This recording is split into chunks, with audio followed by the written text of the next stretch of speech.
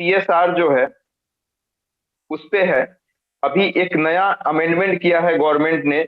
2014 का 2014 का जो सीएसआर पॉलिसी था ना, उसको इन्होंने अमेंड कर दिया है 2021 में। और उसी में क्या क्या अमेंडमेंट किया है इसके बारे में जानकारी है। थोड़ा सा आर्टिकल बड़ा हो जाएगा, तो कोई बात नहीं, मैं कोशिश करता हूँ जल्दी से जल्दी कंप्लीट करने का, क्योंकि वीडियो हमारा लंबा हो जाएगा फिर। तो आप, ये आर्टिकल है, बेसिक्स मैंने ऐड किया इसीलिए थोड़ा सा बड़ा हो गया है। ये आर्टिकल है, ये सीएसआर से रिलेटेड है। और जो जो आर्टिकल में लिखा हुआ है वो अभी क्या अमेंडमेंट किया गया है ना, इसके बारे में है। लेकिन उससे पहले हम बेसिक्स जान लेते हैं कि सीएसआर है क्या। तो सीएसआर का डेफिनेशन आप देखेंगे ना, तो कोई हार्ड एंड, मतलब कोई बहुत एक टेक्निकल डेफिनेशन मिलेगा नहीं आपको हर जगह पे। यूरोपियन यूनियन वाले कॉन्सेप्ट में कहीं पे यूरोपियन यूनियन ने इसको डिफाइन किया है सीएसआर को। तो उसने ये बोला है कि एक मैनेजमेंट कॉन्सेप्ट है सीएसआर। एक सीएसआर का फुल फॉर्म होता है कॉर्पोरेट सोशल रिस्पॉन्सिबिलिटी। तो सीएसआर एक मैनेजमेंट कॉन्सेप्ट है जो इन्वायरमेंटल एंड सोशल कंसर्न को अपने बिजनेस में इंटीग्रेट करता है। ध्यान से समझिएगा कि सीएसआर एक मैनेजमेंट कॉन्सेप्ट है जो इन्वायरमेंटल एंड सोशल कंसर्न को अपने बिजनेस में इंटीग्रेट करता है और इसके साथ साथ जितने स्टेक होल्डर्स हैं उससे इंटरेक्शन रखता है। कहने का मतलब कि हमारी कंपनी है, हम बिजनेस कर रहे हैं, हमारी कंपनी से कितना लॉस हो रहा है इन्वायरमेंट को और कितना लॉस हो रहा है सोसाइटी को, इसका कंसर्न भी मुझे ही रखना पड़ेगा। और इसके साथ साथ मेरी कंपनी है यदि कोई, उसमें जितने भी स्टेक होल्डर्स हैं उन सब लोगों से मेरा इंटरेक्शन होना पड़ेगा। तभी, मतलब इसी को हम ऑन एन एवरेज सीएसआर कहते हैं, कॉर्पोरेट सोशल रिस्पॉन्सिबिलिटी। अब इसमें एक और कॉन्सेप्ट है जो आपको न्यूज़पेपर में नहीं मिलेगा। इसको कहते हैं triple bottom line approach. Triple bottom line approach, triple bottom line approach. इसमें क्या है, इसमें सोशल, इकोनॉमिक और इन्वायरमेंटल, इन सारे इंपरेटिव में एक बैलेंस बनाया जाता है। मतलब सोशल, इकोनॉमिक और इन्वायरमेंटल। ऐसा नहीं है कि सोशल डेवलपमेंट करते करते इकोनॉमिक डेवलपमेंट खत्म कर दें, या इकोनॉमिक डेवलपमेंट करते करते इन्वायरमेंटल डेवलपमेंट खत्म कर दें, जो एक्चुअली हो भी रहा है। कि मतलब डेवलपमेंट के नाम पे हम इतना ज्यादा डेवलपमेंट कर रहे हैं कि इन बायोडाइवर्सिटी का कुछ चिंता ही नहीं है, इन्वायरमेंट का कुछ चिंता ही नहीं है। और तब जब नेचर अपना रोल प्ले करता है तो फिर हम इंजेक्शन लगवाते रहते हैं। तो यही कहानी है कि ये जो ट्रिपल बॉटम लाइन अप्रोच है वो एक कॉन्सेप्ट है। उसमें ये कहा जाता है कि इन तीनों फैक्टर के बीच में एक सामंजस्य बनाने की जरूरत है, एक बैलेंस बनाने की जरूरत है, जिसमें आपका सोशल, इन्वायरमेंटल और इकोनॉमिक आता है। अब इसको ministry of corporate affairs deal करता है। और उसी ने, अभी आपको स्टार्टिंग में ही मैंने बताया है कि 2014 का जो सीएसआर पॉलिसी है उसको इन्होंने अमेंड किया है 2021 में। वो अमेंडमेंट क्या क्या है उसके बारे में हम डिस्कशन करेंगे। थोड़ा सा बेसिक्स और जान लेते हैं कि सीएसआर में कितनी एक्टिविटीज आती हैं। सीएसआर, अब सीएसआर में कितनी एक्टिविटीज आती हैं इसको जानने से पहले ये भी समझ लीजिए कि जो भी कंपनीज हैं वो अपना 2%, अपने प्रॉफिट का 2% 3 कंजिक्यूटिव फाइनेंशियल ईयर्स का जो एवरेज प्रॉफिट होता है उसका खर्च करती हैं। फॉर एग्जांपल यदि मेरी कंपनी है तो 3 साल में जो भी मेरी कंपनी का एवरेज प्रॉफिट रहा है उसका 2% मैं सीएसआर एक्टिविटीज पे खर्च करूंगा। सीएसआर मतलब कॉर्पोरेट सोशल रिस्पॉन्सिबिलिटी। वो कॉर्पोरेट सोशल रिस्पॉन्सिबिलिटी होता क्या है, तो सबसे पहले तो आप लिख लीजिएगा आंख बंद करके, एजुकेशन एंड हेल्थ सबसे जरूरी है, उसमें सबसे ज्यादा ये लोग खर्च करते हैं। उसके बाद सस्टेनेबल डेवलपमेंट, मतलब इन्वायरमेंट को प्रोटेक्ट करने के लिए भी वो लोग करते हैं। इसके साथ साथ इसके साथ साथ ये भी लिखा हुआ है कि जो विडोज हैं आर्मी पर्सनल की, जो मतलब मान लीजिए कि कोई लड़ाई, कोई बॉर्डर पे कोई जवान मारा जाता है, तो उनके विडोज के लिए भी कॉर्पोरेट सोशल रिस्पॉन्सिबिलिटी के थ्रू ये लोग फंड दे सकते हैं, उसमें कंसीडर किया जाएगा। माल न्यूट्रिशन के लिए, हंगर को एड्रेस करने के लिए भी कॉर्पोरेट सोशल रिस्पॉन्सिबिलिटी के थ्रू उनको फंडिंग की जाती है। इसके साथ साथ इतनी ही चीजें हैं। इसके बाद अब मेन, अब मैं आता हूं कि मेन मुद्दा क्या है। अभी जो अमेंडमेंट किया गया है उसमें नई नई चीजें क्या इंक्लूड की गई है इसके बारे में हम बात कर लेते हैं। पहला पॉइंट इस राइटर ये लिखते हैं, राइटर क्या मतलब, ऐसे गवर्नमेंट ने इनिशिएटिव लिया होगा कि नॉर्मल कोर्स ऑफ बिजनेस में ये अप्लाई नहीं होगा। नॉर्मल कोर्स ऑफ बिजनेस क्या होता है कि जैसे मान लीजिए मेरी कंपनी है और मैं इलेक्ट्रिसिटी जनरेट कर रहा हूं कोल से, सपोज दैट कि कोल से मैं इलेक्ट्रिसिटी जनरेट कर रहा हूं और मैंने स्विच, कोल से इलेक्ट्रिसिटी जनरेट करेंगे तो पॉल्यूशन होगा, बहुत सारे हार्मफुल गैसेस एटमॉस्फेयर में निकलेंगे। तो हमने स्विच कर लिया और किसी ऐसे मेथड से हमने इलेक्ट्रिसिटी जनरेट करना चालू कर दिया जिससे पोल्यूशन कम हो गया। अब मैं क्या करूंगा, मैं कहूंगा कि मैं तो इन्वायरमेंट को प्रोटेक्ट किया हूं भाई, मेरी तो रिस्पॉन्सिबिलिटी है सीएसआर के थ्रू इन्वायरमेंट को प्रोटेक्ट करना। तो मैं उस पैसे को इसी में लगा दूंगा, सीएसआर का पैसा मैं कह दूंगा कि मैंने कोल की जगह हमने सपोज दैट कि कोई ऐसा सोर्स ले लिया जिससे कम पॉल्यूशन जनरेट हो रहा हो, तो मैंने उस पैसे को इसी में ऐड कर दिया, वो अब नहीं चलेगा। ये तो हमारा नॉर्मल बिजनेस है, इसको हम सीएसआर में नहीं कंसीडर करेंगे, पॉइंट नंबर वन। दूसरी चीज ये कह रहा है कि activities undertaken outside of India, मतलब मान लीजिए कि मेरी यहाँ पे कंपनी है और मैं अपने कॉर्पोरेट सोशल रिस्पॉन्सिबिलिटी का 2% अमेरिका में खर्च कर रहा हूँ, तो उसको हम नहीं मानेंगे, इंडिया में ही खर्च करना है, इंडिया की सोसाइटी में ही खर्च करना है। कोई भी एक्टिविटी जो मैं बाहर करूं उस 2% टैक्स में, तो उसको सीएसआर कंसीडर नहीं, सीएसआर में उसको कंसीडर नहीं किया जाएगा।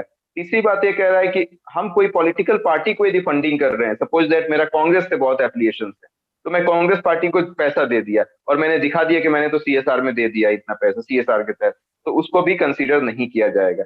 इसके साथ साथ इन्होंने बोला है कि अपने ही एम्प्लॉइज पे वो पैसा नहीं खर्च किया जा सकता है, जिससे मान लीजिए कि कॉर्पोरेट सोशल रिस्पॉन्सिबिलिटी का 2% टैक्स में मैंने अपने एम्प्लॉइज को ज्यादा से ज्यादा पैसा दे दिया, तो वो नहीं होगा ऐसा, उसको हम सीएसआर में कंसीडर नहीं करेंगे। वो इसलिए नहीं करेंगे कि ये लोग बहुत चालाक होते हैं, इम्प्लाइज को तो दे देते हैं पैसा, बाद में फिर उससे वापस ले लेते हैं, तो इम्प्लाइज को आप नहीं दे सकते हैं। उसके साथ साथ ये लिखता है कि कोई मार्केटिंग एक्टिविटीज नहीं कर सकते हैं जो पैसा सीएसआर का है, तो उससे अपने प्रोडक्ट की मार्केटिंग मैं करूं और मैं दिखा दूं कि मैंने सीएसआर में खर्च किया, वो तो जाहिर सी बात है कि उसको नहीं किया जाएगा। एडमिनिस्ट्रेटिव ओवरहेड लिखता है। एडमिनिस्ट्रेटिव ओवरहेड का क्या मतलब है कि सपोज दैट कि मुझे 10 करोड़ ना खर्च करना है, मुझे 10 करोड़ सीएसआर में मुझे खर्च करना है, और मैंने क्या किया कि एक बंदे को हायर कर लिया, ये पूरा सब कुछ कि पैसा मुझे कहाँ खर्च करना है 10 करोड़, वो मुझे बताएगा सीएसआर के तहत, और मैंने दिखा दिया कि उस 10 करोड़ उसको हायर करना है, मैंने दिखा दिया कि उसकी सैलरी जो है वो मैं 5 करोड़ रुपए दे रहा हूँ, तो मुझे कितना खर्च करना पड़ेगा, 5 करोड़। बहुत सिंपल सा फिगर है कि मुझे 10 करोड़ रुपए एट एनी हाउ सीएसआर के लिए खर्च करना है, और उसमें हमने क्या किया कि एक बंदे को रिक्रूट किया, वो बंदा मुझे ये बताएगा कि उस पैसे को मुझे कहाँ स्पेंड करना है, कहाँ खर्च करना है, और उसके एवज में मैंने उसकी सैलरी दिखा दी 5 करोड़, कि हमने इसको 5 करोड़ में हायर किया। तो ऐसा नहीं चलेगा, उसमें लिखा हुआ है कि 5% से ज्यादा हम उस पर नहीं खर्च कर सकते हैं।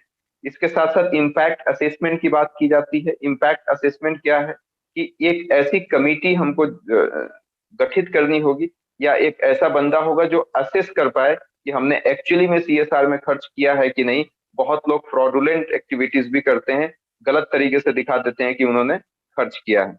ये इतना ही है। एक्शन प्लान्स की बात कर रही है, कर रहा है। मैंडेटरी रजिस्ट्रेशन की बात कर रहा है। मैंडेटरी रजिस्ट्रेशन का मतलब कि रजिस्ट्रेशन कराना पड़ेगा। अप्रैल 21 का इन्होंने डेट दिया, अप्रैल 1 2021 का डेट दिया है, तब तक हर बंदे को रजिस्ट्रेशन करा लेना पड़ेगा।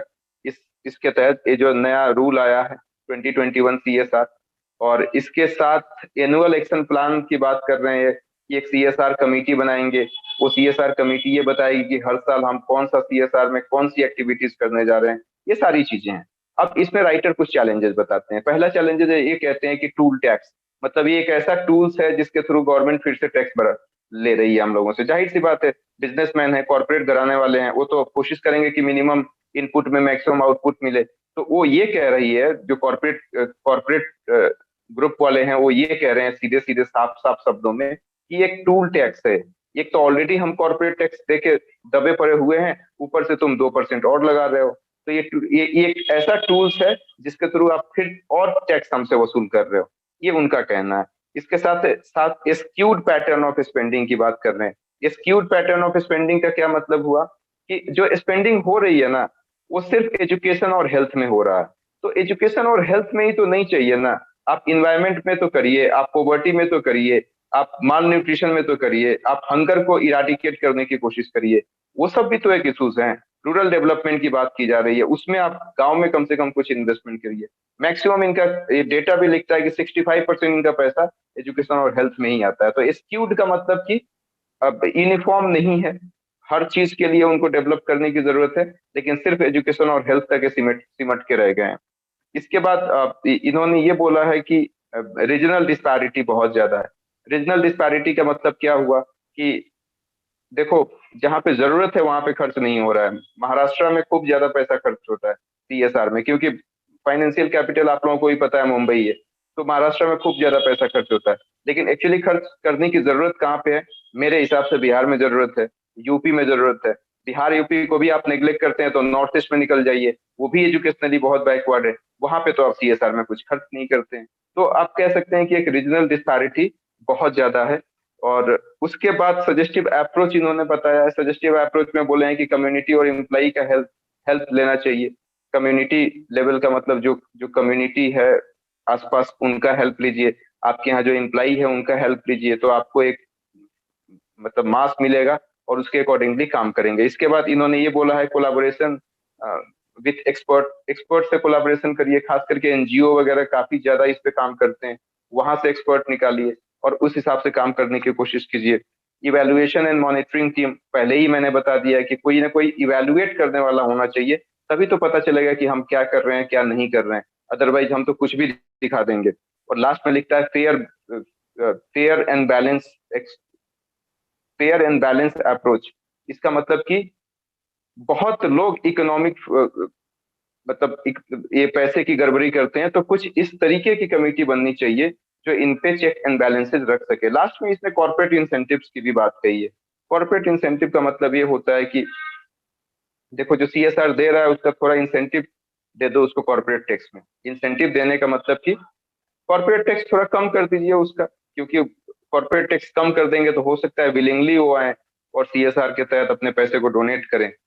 हाँ, एक और चीज लास्ट में मैं आपको बता दूं कि पहले ये ऑप्शनल था, मतलब आप सीएसआर में डोनेट कर भी सकते थे, नहीं भी कर सकते थे। 2013 से जहां तक मुझे याद है कि इन्होंने इस चीज को मैंडेटरी कर दिया है कि सीएसआर में अब आपको 2% देना ही पड़ेगा। उससे पहले आपके लिए ऑप्शनल था, आपकी इच्छा होती थी, आप वो एक तरह से डोनेशन था, आप चाहे तो दे दीजिए, नहीं तो मत दीजिए। ट्रस्ट के नाम पे कि पैसा देना है तो दीजिए, नहीं तो मत दीजिए। लेकिन अब ये मैंडेटरी बना दिया गया है।